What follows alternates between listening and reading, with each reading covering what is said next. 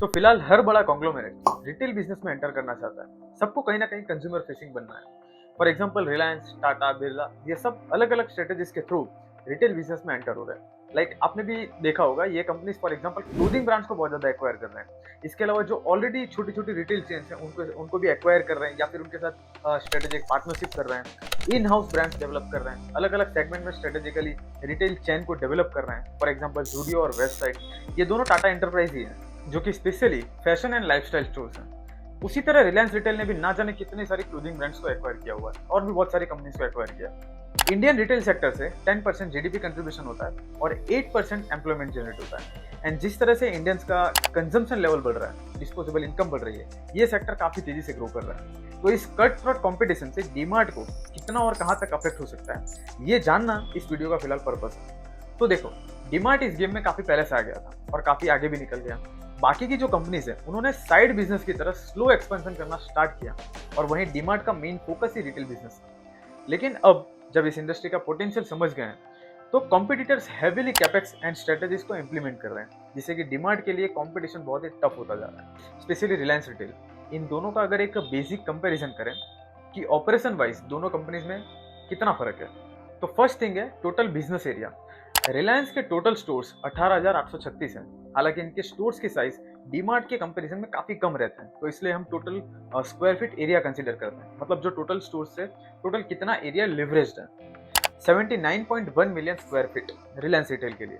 Same thing अगर डीमार्ट के लिए देखें तो उनके टोटल स्टोर्स फिलहाल 365 है and total area 15 million square feet है, 15 मिलियन स्क्वायर फीट। इतना तो रिलायंस रिटेल ने FY24 में खाली एडिशन किया है। सेकंड थिंग है रेवेन्यू।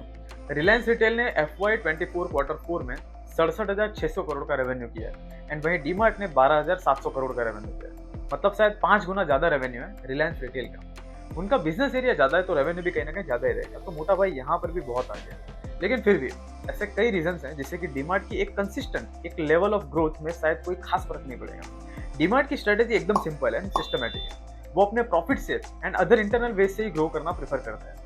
लाइक खुद जमीन खरीदते हैं, कंस्ट्रक्शन करते हैं, माल बेचते हैं। वैल्यू चेन को भी इतना सिंपल, सिस्टमेटिक एंड स्ट्रॉन्ग रखा है। स्टोर्स भी उनके बहुत लग्जरियस नहीं रहते हैं, एकदम सिंपल रहते हैं। अब ये सबसे इनका फायदा क्या होता है कि इतना हैवी डिस्काउंट ये प्रोवाइड कर पाते हैं कि इनकी बराबरी कोई नहीं कर पाता है। और यही इनकी सबसे बड़ी वर्ड ऑफ माउथ मार्केटिंग भी है, आपने खुद भी सुना होगा।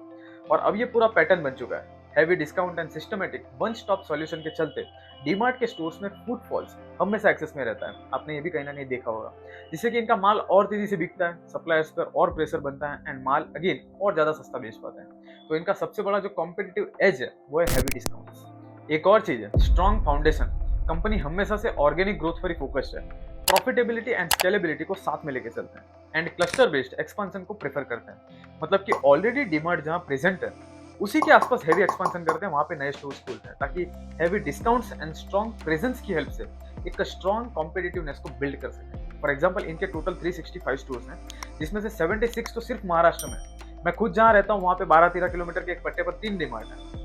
लीज या डेट को प्रेफर नहीं करते हैं। तो इन शॉर्ट इनकी जो फाउंडेशन है वो काफी ज्यादा स्ट्रॉन्ग है। एक और बड़ा बेनिफिट डीमार्ट को इंडस्ट्री डायनामिक्स से मिलता है, क्योंकि इंडियन रिटेल सेक्टर में food and grocery dominant segment है। मतलब जितना भी रिटेल सामान होता है उसमें फूड एंड ग्रोसरी सबसे ज्यादा बिकता है, जिसमें डीमार्ट एक सबसे पहली पसंद है कस्टमर पॉइंट ऑफ व्यू से। और आपने भी एक चीज नोटिस किया होगा कि बाकी के जो प्लेयर्स हैं लाइक रिलायंस रिटेल, ये सब mainly clothing brands, cosmetics, pharmacy brands, इन सब के साथ ही कोलैब करते हैं या एक्वायर करते हैं। आप इस चार्ट से भी क्लियर हो सकते हैं कि कंपनी का मोर देन 50% रेवेन्यू सिर्फ फूड एंड ग्रोसरी से ही होता है।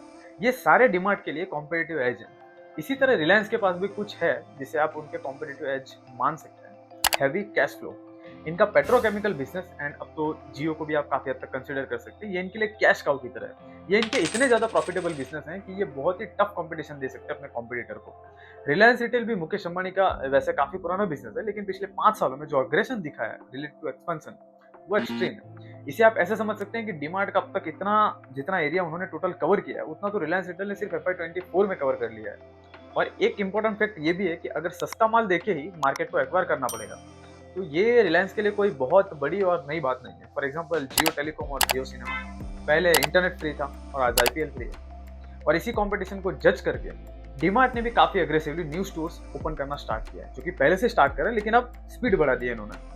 ये जो स्टोर्स एडिशन की स्पीड है फिलहाल वो 40-50 के आसपास है। मतलब हर साल कंपनी इतने स्टोर्स ओपन कर रहे हैं, ये पहले 20 की हुआ करते थे। क्योंकि कंपटीशन इस तरह से बढ़ रहा है। तो अब आते हैं उस सबसे बड़े कंसर्न पर कि क्या रिलायंस रिटेल की वजह से डीमार्ट की ग्रोथ रुक जाएगी या कम हो जाएगी। तो इसमें हम ये कह सकते हैं कि रिलायंस रिटेल काफी तेजी से ग्रो कर रहा है, इनऑर्गेनिक तरीके से ग्रो कर रहा है, एक्विजिशंस कर रहा है। लेकिन इंडिया में अभी भी ओवरऑल रिटेल मार्केट में ऑर्गेनाइज्ड रिटेल के पास लेस देन 20% शेयर है, तो अभी भी हेडरूम ऑफ ग्रोथ बहुत ज्यादा है। तो अभी काफी सालों तक शायद डीमार्ट की ग्रोथ कंसिस्टेंट रह सकती है।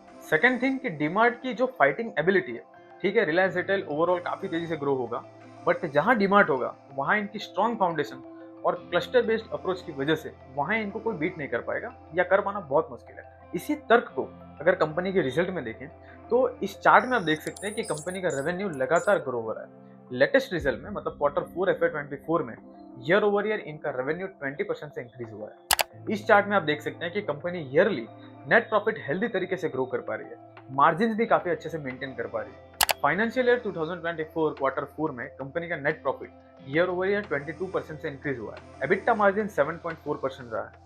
थोड़ी सी यहाँ पे डीमार्ट रेडी की चर्चा करते हैं। तो फिलहाल ये लॉस मेकिंग कंपनी है जो कि ऑनलाइन रिटेल स्टोर है, जिसे company apply learn and then react इस मेथड से धीरे धीरे ऑपरेट कर रही है। ये हाईली टफ कॉम्पिटेटिव मार्केट है। डीमार्ट रेडी अभी इसमें काफी पीछे है, काफी नया है, क्योंकि like Jio Mart, Ajio, Blinkit, Big Basket जैसे प्लेयर्स ऑलरेडी एग्जिस्टेड हैं। कंक्लूजन में हम ये कह सकते हैं कि डीमार्ट अब शायद ग्रोथ स्टॉक नहीं है, बट हाँ अभी काफी सालों तक एक कंसिस्टेंट स्टॉक रहेगा, इसके बहुत ज्यादा चांसेस हैं। तो ये एक शॉर्ट कंपैरिजन टाइप वीडियो था दोनों कंपनीज के बीच में, रिटेल कंपटीशन के लिए था और थोड़ा सा इंडस्ट्री ओवरव्यू भी था।